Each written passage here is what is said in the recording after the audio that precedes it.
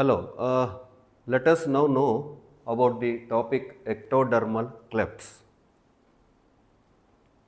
So, once the branchial arches are formed, this is the first arch, second arch, third arch, fourth arch, sixth arch, the fifth one disappears. You can see on the outside a series of clefts. These are the clefts. Cleft, that means between the first and second arch is the first cleft. This is another one like this. So these are the ectodermal clefts. These are the ectodermal clefts and these are the arches, and we can see inside these are the pouches, endodermal pouches.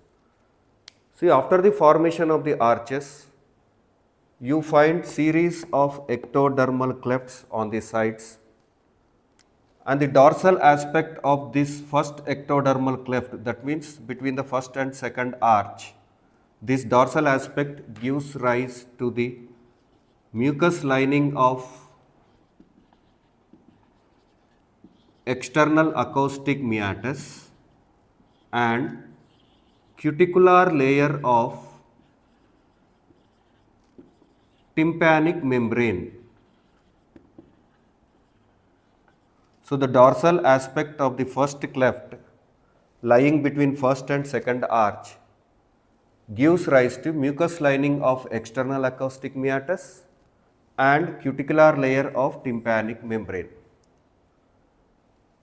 Now at this moment, this second arch grows much faster than the rest of the arches, and the overgrowth of the second arch like this. The second arch is growing faster than the rest of the arches. So you can see something overhanging part of the second arch, which eventually the lower part of it fuses with the tissues caudal to the arches, subsequently giving rise to ectodermal lined region here called cervical sinus.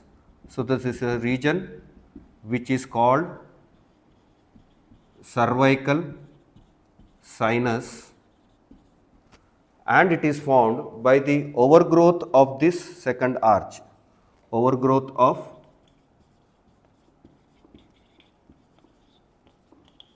second arch. At this moment, till then the surface of the neck in the embryo is uneven. With the formation or with this overhanging second arch, the surface of the neck becomes smooth, and this region later should obliterate. This region we call the cervical sinus should obliterate. Failure of obliteration of some portion of cervical sinus may result in branchial cyst.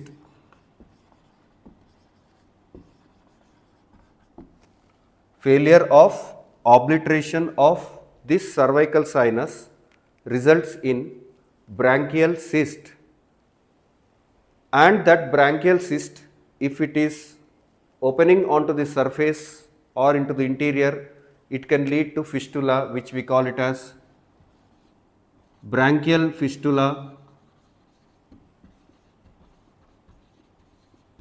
or even branchial sinus, branchial fistula or branchial sinus, and the cyst we call it as branchial cyst.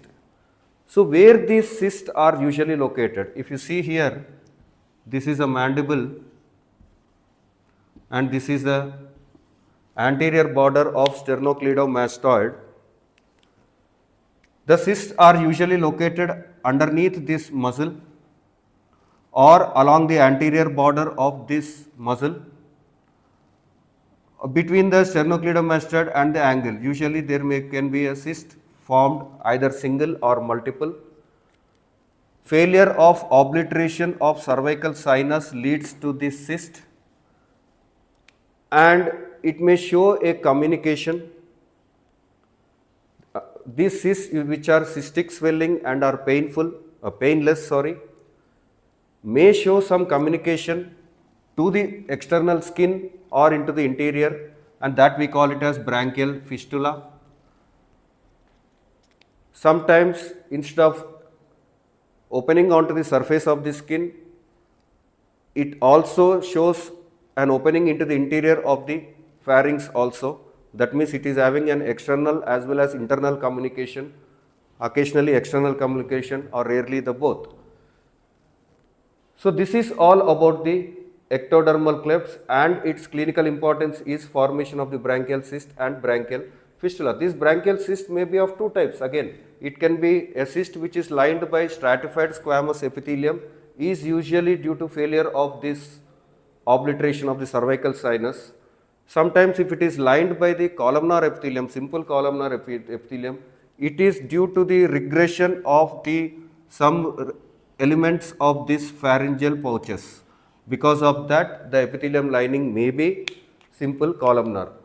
So this is all about the ectodermal clefts. Thank you.